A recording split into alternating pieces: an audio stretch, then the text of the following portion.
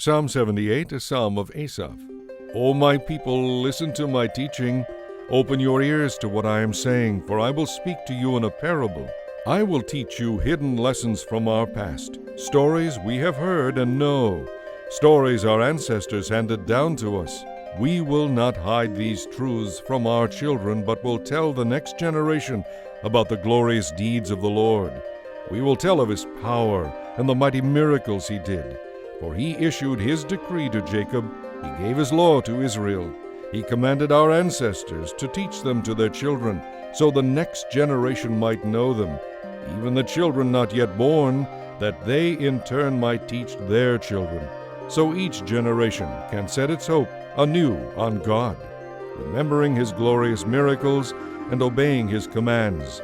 Then they will not be like their ancestors, stubborn, rebellious, and unfaithful, refusing to give their hearts to God. The warriors of Ephraim, though fully armed, turned their backs and fled when the day of battle came. They did not keep God's covenant, and they refused to live by His law. They forgot what He had done, the wonderful miracles He had shown them, the miracles He did for their ancestors in Egypt on the plain of Zoan. For He divided the sea before them and led them through. The waters stood up like walls beside them. In the daytime He led them by a cloud, and at night by a pillar of fire. He split open the rocks in the wilderness to give them plenty of water, as from a gushing spring. He made streams pour from the rock, making the waters flow down like a river. Yet they kept on with their sin, rebelling against the Most High in the desert. They willfully tested God in their hearts, demanding the foods they craved. They even spoke against God Himself, saying, God can't give us food in the desert. Yes, He can strike a rock so water gushes out, but He can't give His people bread and meat. When the Lord heard them, He was angry. The fire of His wrath burned against Jacob. Yes, His anger rose against Israel, for they did not believe God or trust Him to care for them. But He commanded the skies to open. He opened the doors of heaven and rained down manna for them to eat. He gave them bread from heaven. They ate the food of angels. God gave them all they could hold. He released the east wind in the heavens and guided the south wind by His mighty power. He rained down meat as thick as dust, birds as plentiful as the sands along the seashore. He caused the birds to fall within their camp and all around their tents. The people ate their fill. He gave them what they wanted. But before they finished eating this food they had craved, while the meat was yet in their mouths, the anger of God rose against them, and He killed their strongest men. He struck down the finest of Israel's young men. But in spite of this, the people kept on sinning. They refused to believe in His miracles. So He ended their lives in failure and gave them years of terror. When God killed some of them, the rest finally sought Him. They repented and turned to God.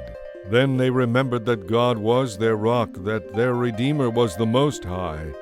But they followed Him only with their words. They lied to Him with their tongues.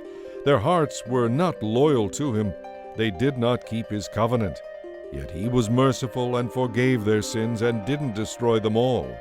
Many a time He held back His anger and did not unleash His fury.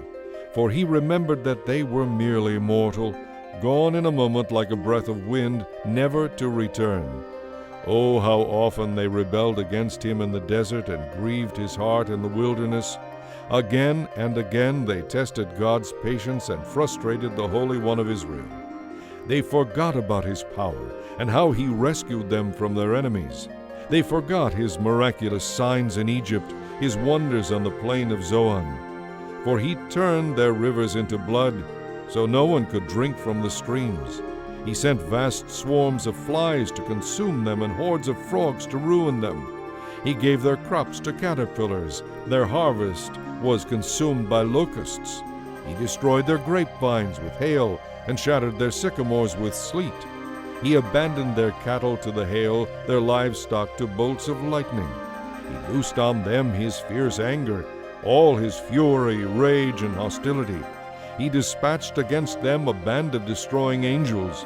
He turned his anger against them. He did not spare the Egyptians' lives, but handed them over to the plague. He killed the oldest son in each Egyptian family, the flower of youth, throughout the land of Egypt.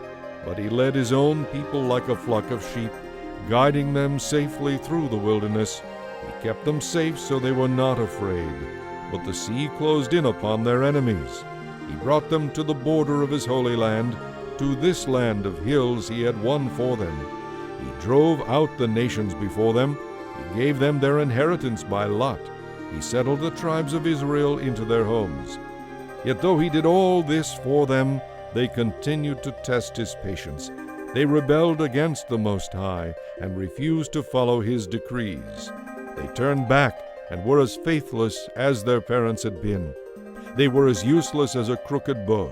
They made God angry by building altars to other gods. They made him jealous with their idols. When God heard them, he was very angry, and he rejected Israel completely. Then he abandoned his dwelling at Shiloh, the tabernacle where he had lived among the people. He allowed the ark of his might to be captured. He surrendered his glory into enemy hands. He gave his people over to be butchered by the sword because he was so angry with his own people, his special possession. Their young men were killed by fire. Their young women died before singing their wedding songs. Their priests were slaughtered, and their widows could not mourn their deaths. Then the Lord rose up as though waking from sleep, like a mighty man aroused from a drunken stupor. He routed his enemies and sent them to eternal shame. But he rejected Joseph's descendants. He did not choose the tribe of Ephraim. He chose instead the tribe of Judah, Mount Zion, which he loved. There he built his towering sanctuary as solid and enduring as the earth itself. He chose his servant David, calling him from the sheep pens. He took David from tending the ewes and lambs and made him the shepherd of Jacob's descendants, God's own people, Israel. He cared for them with a true heart and led them with skillful hands.